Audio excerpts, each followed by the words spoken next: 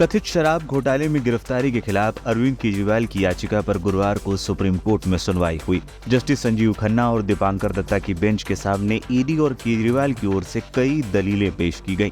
इस दौरान एक मौका ऐसा भी आया जब ईडी ने अंतरिम जमानत पर बाहर निकले केजरीवाल के भाषण की शिकायत सबसे बड़ी अदालत से कर दी।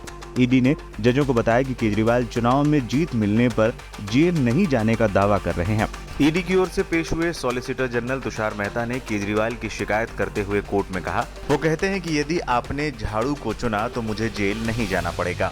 इस पर अरविंद केजरीवाल के वकील अभिषेक मनु सिंघवी ने आपत्ति जाहिर करते हुए कहा, उन्होंने ऐसा नहीं कहा है। वो भी भारत के सबसे बड़े मंत्री को लेकर एक हलफनामा दायर कर सकते हैं।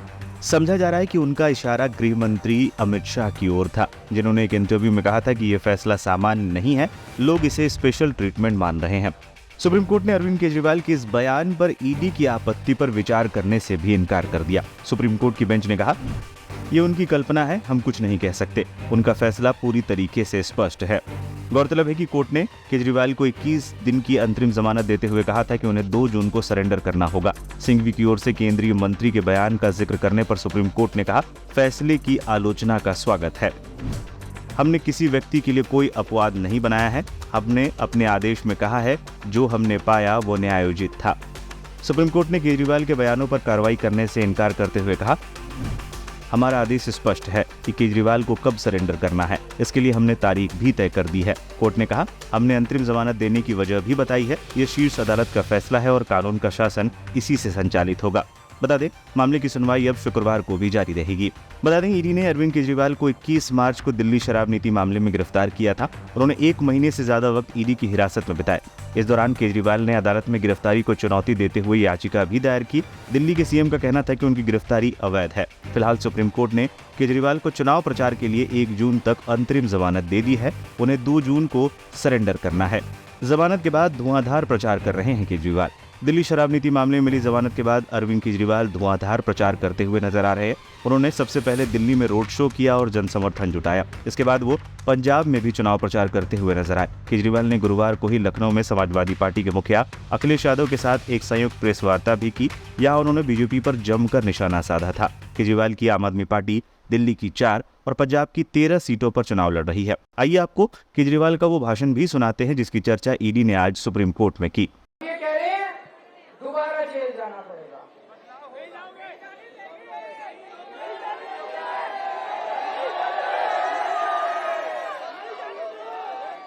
मैं दोबारा जेल जाऊंगा कि नहीं जाऊंगा ये आपके ऊपर है। 25 मई को अगर आपने कमल का बटन दबा दिया तो मेरे को जेल जाना पड़ेगा,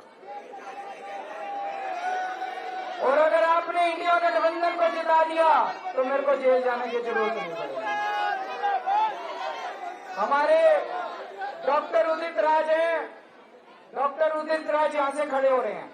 मैं आप लोगों की जानकारी के लिए बता दूं, दिल्ली में कांग्रेस और आम आदमी पार्टी का इंडिया गठबंधन हुआ है। 3 सीटों पे कांग्रेस वाले लड़ रहे हैं, 4 सीटों पे आम आदमी पार्टी वाले लड़ रहे हैं। पता है आप लोगों को? इस सीट से, नॉर्थ वेस्ट की सीट से डॉक्टर उदित राज लड़ रहे हैं। डॉक्टर उदित राज यहां से लड़ रहे हैं।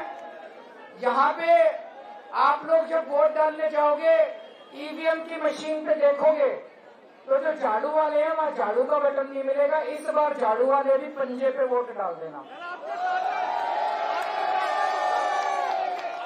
इनका बटन 1 नंबर पे है। 1 नंबर बटन और 1 नंबर पे लेके आना है इनको। तो अगर उस दिन आपने 1 नंबर का बटन दबा दिया तो मेरे को जेल जाने की जरूरत नहीं पड़ेगी, और बहन जी अगर आपने कमल का बटन दबाया तो मेरे को जेल जाना पड़ेगा।